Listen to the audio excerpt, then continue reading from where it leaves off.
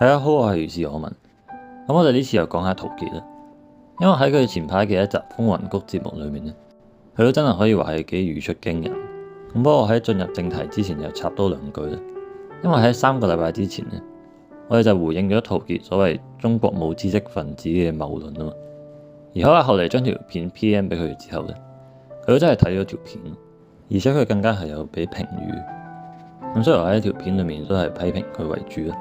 不過都係屬於建設性嘅批評啦，因為當然就唔介意，而呢個都顯示到陶傑嘅風度。咁所以呢一集呢，我就想再回應下陶傑。不過呢次就係講台海咯，因為雖然陶傑都會成日講呢個題目啊，但我哋睇下佢呢次短短幾句裏面講嘅嘢咧，我認為就係已經多過佢講100集嘅。點解咁講呢？咁我喺呢度就奉勸大家一定要聽到最後啦，因為我都可以保證各位係會學到嘢嘅。咁話說陶傑喺前排嘅節目裏面就講到呢個中美貿易戰嘅問題啦。而喺節目嘅前半段呢，佢形容中國係喺度彎道超車，因為雖然美國就係最先進嘅科技啦，但係如果純粹從市場嘅需求嚟睇咧，呢個就唔等於你嘅獲利係最多嘅。點解咁講呢？因為中國製造始終都係平啲，咁當然佢哋嘅質素就未必有美國咁好嘅，不過唔係每個人都要用最好嘅，咁所以佢哋就可以以量取勝啊嘛。而對於美國嚟講呢，呢個就等於係一個僵局啊。咁講到呢度呢，陶傑都可以話係幾悲觀，不過我哋都會覺得呢啲都係正常嘅觀點啦，係咪？咁但係接住落嚟就係重點啦。咁陶傑首先就感嘆呢個中共對於人性嘅了解多過美國啦。Donald Trump 嘅性格咧，你雖然係火爆同埋咧係野蠻，但係佢嘅弱點啊，同埋整個美國民族嗰種膚淺咧，已經俾中國嘅心戰智庫咧係完全咧係了解同埋掌握，所以得到而家今日咁嘅結果。所以換句話講咧，中共就係有恃無恐，因為而家就係等於你在明而佢在暗咯。咁所以阿才子就接住講咯。嗱，除非打仗啦，你引佢打台灣啦，打台灣見真章，你可唔可以？你敢唔敢夠膽引佢打台灣，然後收佢皮咧？然後用你嘅武器嚟到解答全世界一個最大嘅懸疑：究竟21世紀係中國嘅世紀定係美國嘅世紀咧？一係你咪整幕結噶咯，係咪啊？我不排除美國嘅 Deep State 係咪有一派係諗住咁樣啊？係嘛？就算係大陸嘅軍方啊，或者習近平本人啊，係咪有一條蟲喺度咧，係引誘佢喺度打台灣？但係同時，如果佢手上覺得有支啲黃牌嘅話，佢反而唔得於打台灣，反而我同你係玩以逸待勞，係玩消耗，因為時間喺我嗰邊。咁所以換言之咧，中共就係處於被動，所以美國就要引佢打台灣咯。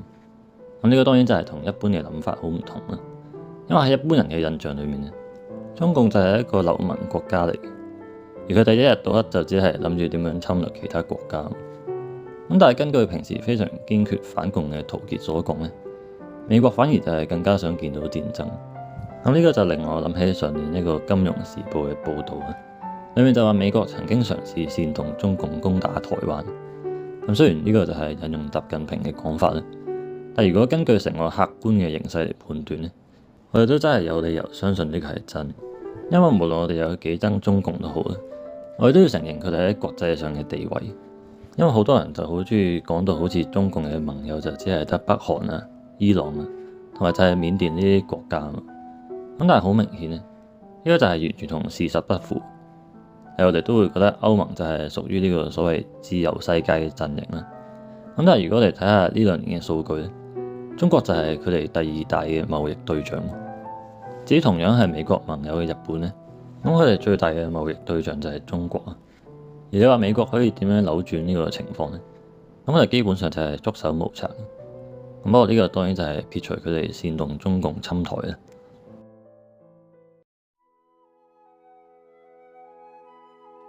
咁但係如果我哋真係仔細回味一下陶傑前面講嘅嘢咧，我哋應該都會覺得幾心寒。因為佢嘅邏輯就係只要美國可以贏中國咧，咁就算犧牲幾十萬啊，或者係上百萬個台灣人都冇問題咯。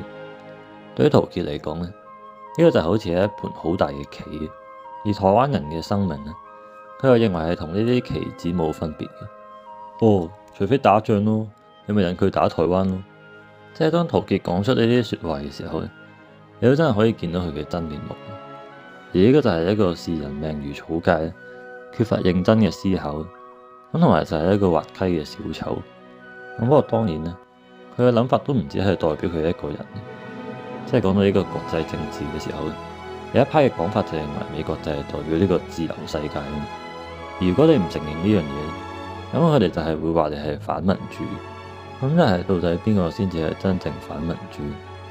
即係好似最近伊朗嘅示威咁樣，咁美國就係最大聲出嚟支持所謂伊朗人民咯。而無可否認，伊朗而家嘅政權都真係幾獨裁。咁但係其實喺1953年嘅時候咧，伊朗人都曾經係有自己嘅民選政府。不過好遺憾咧，呢個就係喺同一年俾美國策劃政變推翻咗。至於後來復辟嘅伊朗皇室咧，咁佢哋明顯就係一啲都唔民主啦。但係對於美國嚟講咧，呢個都冇所謂嘅，因為佢哋夠親美啊嘛。意思即係如果你係一個親美嘅政權咧，咁我哋中意點樣獨裁都得嘅。咁當然你話呢啲都係現實政治咯。而正如我喺上一集所講，我對呢個係冇意見。咁但係你就唔好喺度同我講埋呢啲咩自由世界啦，係咪？咁同埋講到台海嘅問題咧，我哋都不得不提到呢個俄烏戰爭，因為台灣可能就係下一個烏克蘭咯。而無論係從常識嘅角度定係從美國官方嘅説法嚟睇，呢個都係一場代理人戰爭嚟嘅。但係佢哋就會話啦，俄羅斯就係一定要被打敗。咁但係點解佢哋咁中意用呢種被動嘅句子咧？因為佢哋只係話被打敗啫嘛，但係就冇話邊個去打喎。咁當然我哋都知道係由烏克蘭去打啦，因為就算烏克蘭死幾多人呢，新聞都唔會報。而就算有報咧，呢啲都唔係美國人啊嘛，所以呢個都唔會影響到美國政府嘅民望。即係對於呢啲美國嘅政客嚟講咧，呢個就好似係一場投資。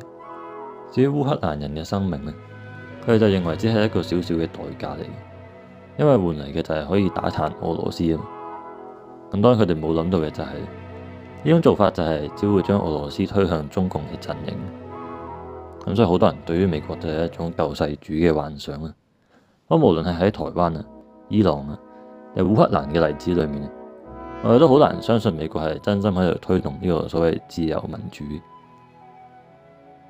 咁不過點都好啦，我呢集就係講到呢度先。咁由於我嚟緊幾日就要出國啦，所以下個禮拜嘅節目應該係會暫停。不過如果你中意前面嘅內容咧，咁你就可以參考下我哋以前嘅一啲相關集數啦。咁我哋之後都會繼續為大家提供一啲精彩嘅內容嘅。